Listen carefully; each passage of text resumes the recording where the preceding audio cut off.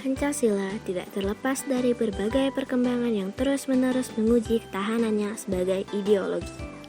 Perkembangan yang terjadi seiring perjalanan waktu itu menjadi dinamika dan tantangan yang dihadapi Pancasila sebagai ideologi dengan nilai-nilai fundamental dan ruang terbuka untuk perubahan dan pembaharuan pada implementasinya.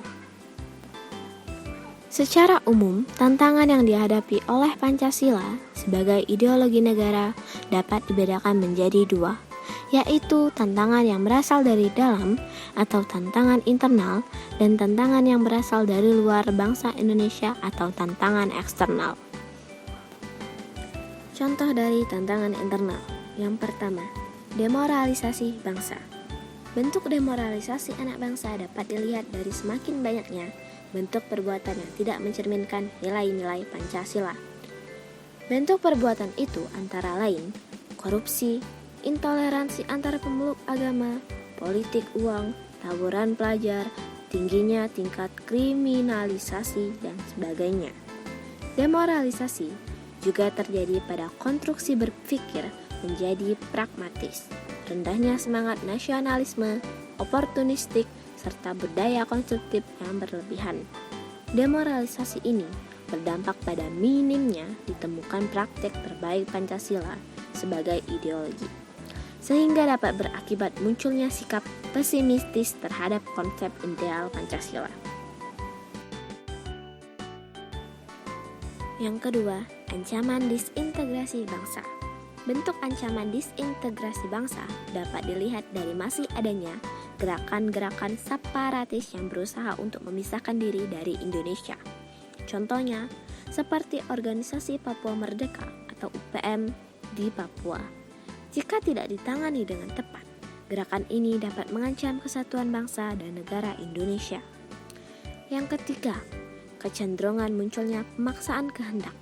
Kecenderungan pemaksaan kehendak ini dapat dilihat dari munculnya organisasi-organisasi masyarakat yang berusaha untuk memaksakan kehendak menurut paham yang mereka anut dengan menggunakan kekerasan. Tantangan internal lainnya yaitu munculnya gerakan untuk mengubah Pancasila, rendahnya pengetahuan terhadap Pancasila, lemahnya penegakan hukum, serta belum meratanya kesejahteraan.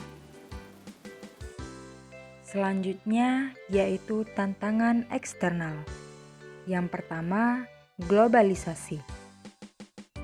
Globalisasi menghilangkan batas-batas teritorial kenegaraan pada pergaulan hidup manusia, sehingga dengan mudah dapat terjadi percampuran kebudayaan satu sama lain. Contohnya, diterimanya budaya asing seperti Korea, Jepang, Amerika, dan Eropa oleh generasi muda Indonesia sebagai budayanya tanpa ada komparasi dengan nilai-nilai fundamental Pancasila. Yang kedua, yaitu desakan ideologi lain. Semakin memudarnya batas-batas kenegaraan pada era globalisasi membuat masyarakat Indonesia akrab dan sangat mudah mengenal ideologi negara lain. Yang ketiga, yaitu kepentingan internasional terhadap sumber daya alam Indonesia. Klaim negara tetangga terhadap beberapa wilayah kepulauan Republik Indonesia dan illegal fishing serta pencurian sumber daya alam lainnya merupakan bentuk-bentuknya. Langkah yang dapat dilakukan untuk menjaga eksistensi dan aktualisasi ideologi Pancasila dapat melalui dua pendekatan, yaitu penanaman kembali kesadaran bangsa akan eksistensi Pancasila sebagai ideologi negara dan konsistensi dari seluruh elemen bangsa untuk menjadikan Pancasila sebagai pedoman pada kehidupan bermasyarakat, berbangsa, dan bernegara.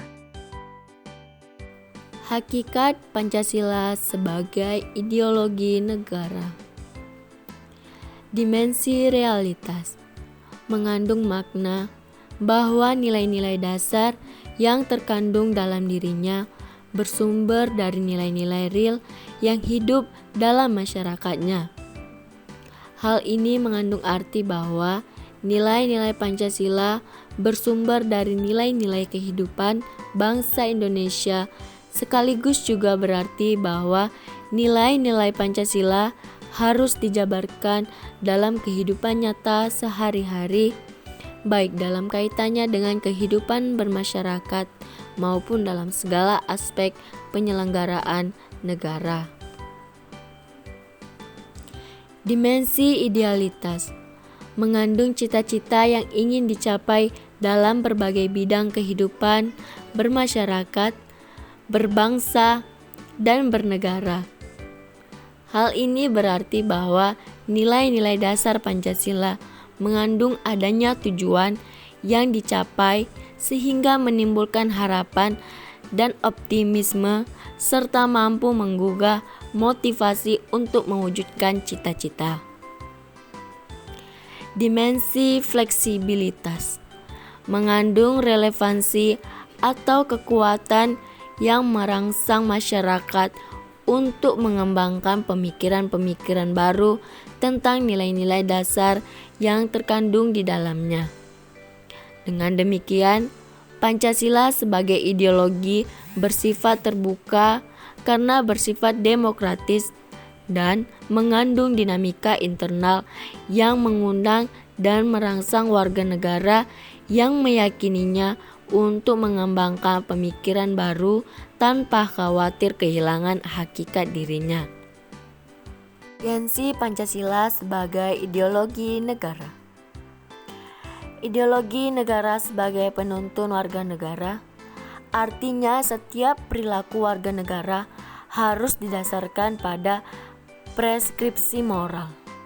Contohnya, kasus narkoba yang merebak di kalangan generasi muda menunjukkan bahwa preskripsi moral ideologis belum disadari kehadirannya.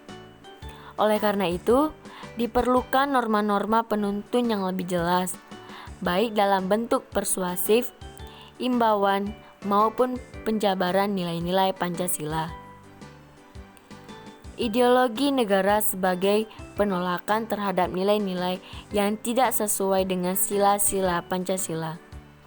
Contohnya, kasus terorisme yang terjadi dalam bentuk pemaksaan kehendak melalui kekerasan. Hal ini bertentangan nilai toleransi berkeyakinan, hak-hak asasi manusia, dan semangat persatuan.